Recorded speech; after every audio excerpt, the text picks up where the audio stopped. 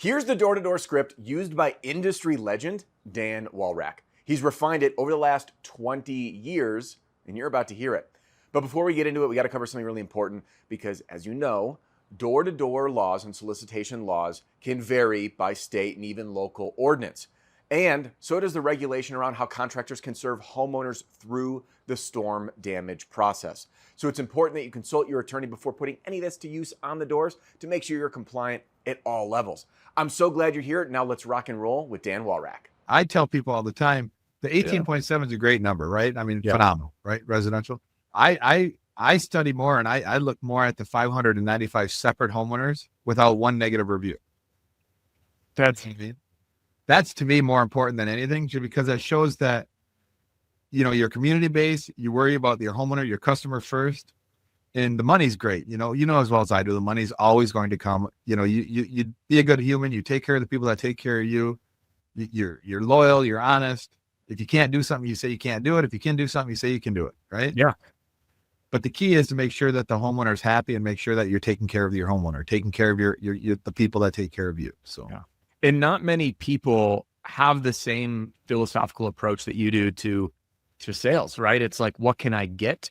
And I think there's the distinction is, instead of so many salespeople, what can I get? How do I close? Like, it's like, how do I get the wallet out of their back pocket to win the deal? And there's again, what can I get versus what you said, what can I give?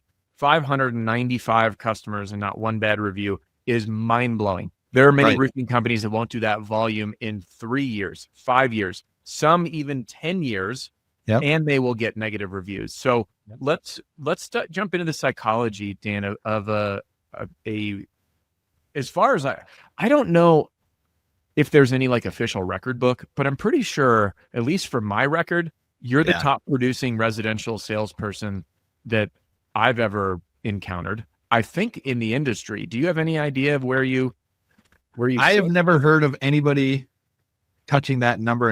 And it's funny when people say a year, I tell people, well, you want to say a year, I can say 8 months, because in Minnesota, we don't do shit in November, December, January, February. So, you know, but what I tell people all the time is, you know, the accolades and the, hey, this is who Dan is, he did 18.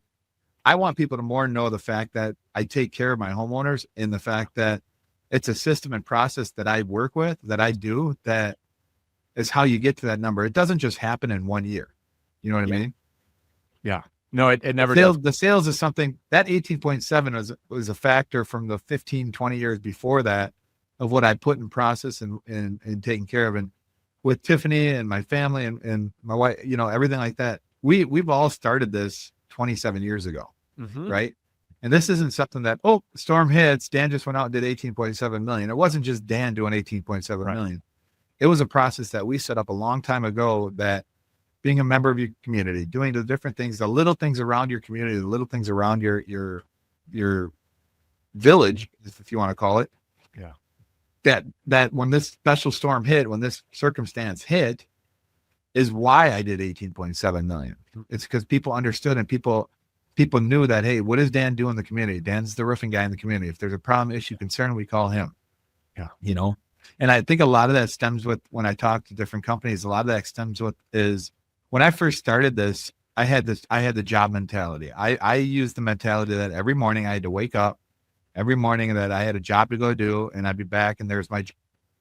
At some point in the career of doing roofing, I guess, if you would ask me 28 years ago if I was going to be a roofer for 28 years, I would have said, hell no. But anyway, I changed that mindset from a job mentality to a career mentality. I had to figure out, okay, if this is what I'm going to do for the rest of my life, how do you be the best at it? You know, and that's something I am. And I don't know if that's just my personality or something, but I'm a very competitive person and I don't like to lose. And so what I figured out is, hey, if I'm going to do something and this is going to be my career, how do I change that mentality to say, hey, I'm just going to be the best at it? And I love how CNAC and Zimmerman have their master your craft. Well, that's technically what I did. I mastered my own craft. And it's something that you have to not only start, and you have to have that psychology and that mentality to understand that what I need to do is I need to do something different than everybody else that's in my craft, right? How am I going to set myself apart from everybody else? You know, I hear it all the time. Oh my gosh, we're in a saturated market. There's 900 roofing companies in our market. there's not enough work for everybody, which I call bullshit, right? It's the difference is you need to be different than those 900 other companies. And how are you going to do that? What are you going to do differently that sets you apart from everybody else? And that's what I think I performed or perfected in 27 years of doing this, is being different than everybody else. Even though we're all doing the same agenda, we're all doing the roofs, we're all doing the sidings, we're all doing the same end, outcome, the end. Mm-hmm. How do you get to that point? Yeah. And that's something that I train and I teach on with people all the time, is it's a mindset, and you got to have the right mindset. And we'll talk about this later, is about the pitch, right? Mm-hmm. Everybody's like, oh, you must got the great pitch. You got a great pitch at the door, da, da, da. I tell people all the time, it's not the pitch that sells the job. It's your psychology of understanding what that homeowner's needs are that's going to sell that job. And the key is to listen to your homeowner. People, the sales reps struggle to do. Their sales reps are lazy now. And what they do is they're so concerned and they're so hyper-focused on, oh, I got to say this, I got to say that, I got to say, oh, the company's this, the company's that, instead of actually just sitting there and talking to the homeowner, being a good human and listening to what their needs are. Yeah. That's where the thing is. I couldn't agree more, but I'd love to get into, because I know I'm curious, I'm sure others are as well. What's your opener at the door? Because listening you can only do after you're in conversation. So what's your script or process for starting that conversation at the door? Well, and there's different scripts I do. For example, if I'm doing a job in the area, this is something that I talk a lot of people about, and Tara, I'm sure you've heard this, is what I like to do is I like to knock on the next door neighbors, and I call it a 6-pack or an 8-pack. And so it's basically 8 houses around. And now I'm a firm believer that knocking warm doors is much easier than knocking cold doors. So I hate just showing up on a street and just start pounding doors, and it's an area I don't have a warm lead into. All right. However, what I like to do is on a warm lead, when I call them warm because it's an 8-pack. So the person obviously seeing your job, I always knock on the door and I talk to the homeowner and I say, hey, well, here, let me go back. It's a whole process, right? So how I do a normal job site is when the roof's going on, I make what is called Watch Us Works. It's basically a flyer that I have that's a card that says, hey, we're in the area. We're doing a roof and siding or gutters, whatever in the area. Come by, spin by, check on our job site, say hi to me. Here's the homeowner doing it. And what I like to do is I have those filled out in the morning, and the time between 7 and 8:30, 9 o'clock, I go out and I put out about 100, 150 of those all the way around my job site. I don't knock on the door, don't do anything. I just put the flyer up. And the reason I always put that flyer up in the morning of my job site is 2 reasons. Number 1 reason is I put them up so no other contractor goes on and takes them down, which is important. But secondly, I do it is for the fact that I like to put those up first thing in the morning, because then what I do is about 9:30 is I drive around and see if those hangers are still on the door. If they're still on the door, that tells me a couple things. Number 1, the homeowner's not there. Number 2, they're not woken up yet. Or if it's gone, that means that somebody was there. That makes an easy door to knock on. So then what I do is I go and knock on the door, and especially the houses in my 6-pack, 8-pack around my job, I knock on the door and say, hey, my name is Dan with Build Strong Exteriors. Just letting you know that if anything blows in your yard, right?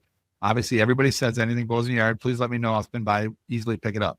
Here's the kicker that nobody does that I try to train people on is I say these words exactly. I say, by the way, who's doing your roof?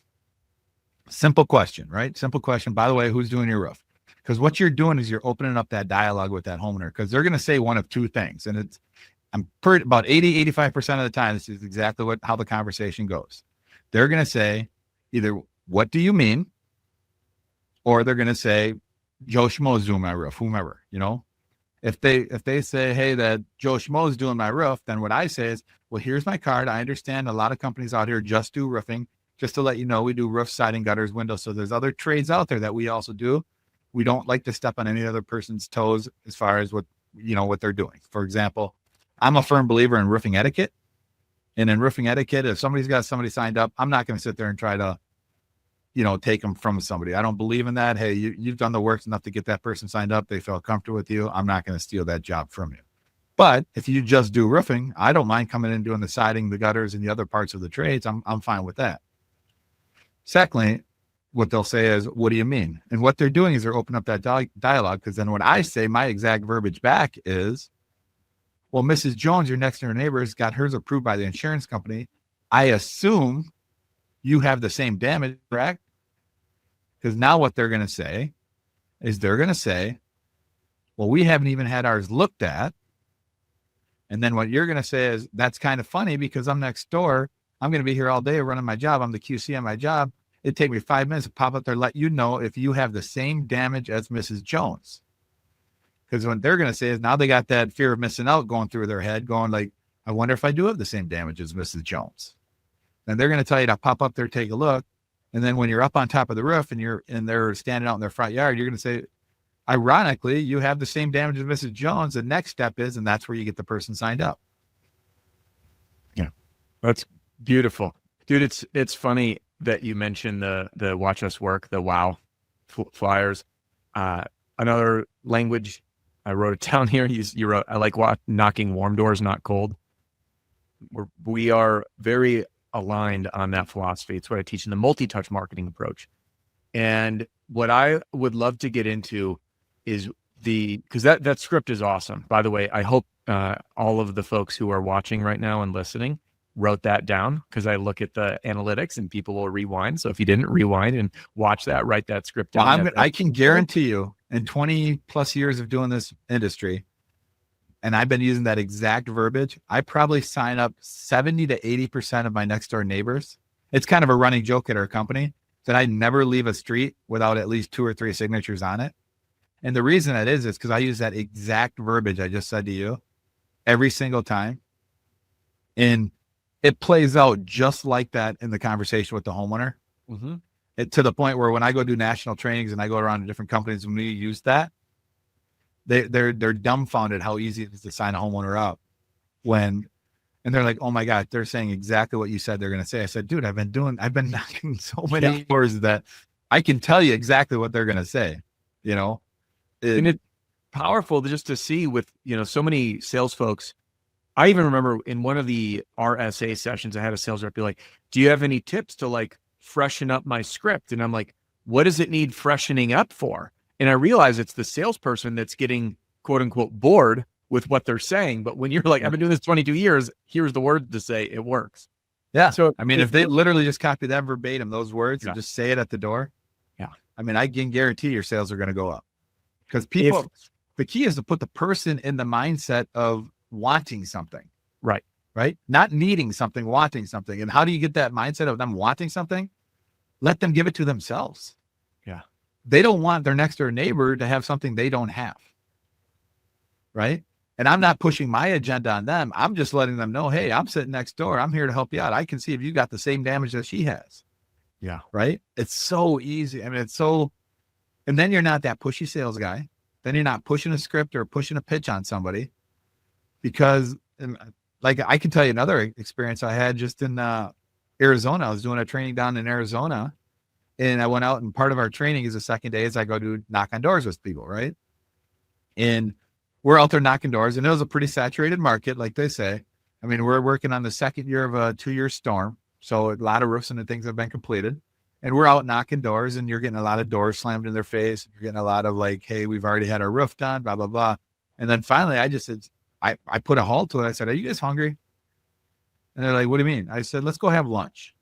And they're like, where do you want to go to lunch? So we drove them to a golf course, right? We're in Sun City. So we drove them to a golf course, went inside the golf course, and we stopped in and had lunch. Now, there was a couple leagues going on at this golf course of older gentlemen, and we're sitting down at the golf course, and there's probably 50, maybe 55 older gentlemen in there having their mimosas and Bloody Marys and their lunch and everything like that. And we're having lunch, and I'm an extroverted person, so I, of course, sparked a conversation, started shooting the shit with some guy. Next thing you know, me and 3 guys that I'm knocking doors with are sitting in a group of 55 older gentlemen talking about roofing, and they handed out all their cards, and they got 9 appointments off that at a golf course as opposed to knocking on doors.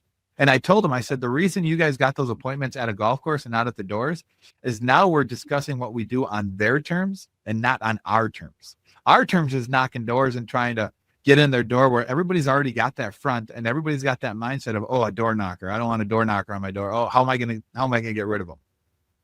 Whereas now we're on the golf course, where we're just sitting there shooting the shit, being a good human, talking, communicating, letting them know that we're a real person and how we can help them.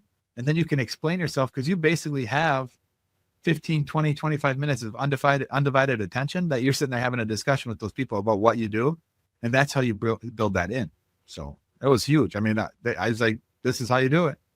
Yeah, it's beautiful. I love it, man.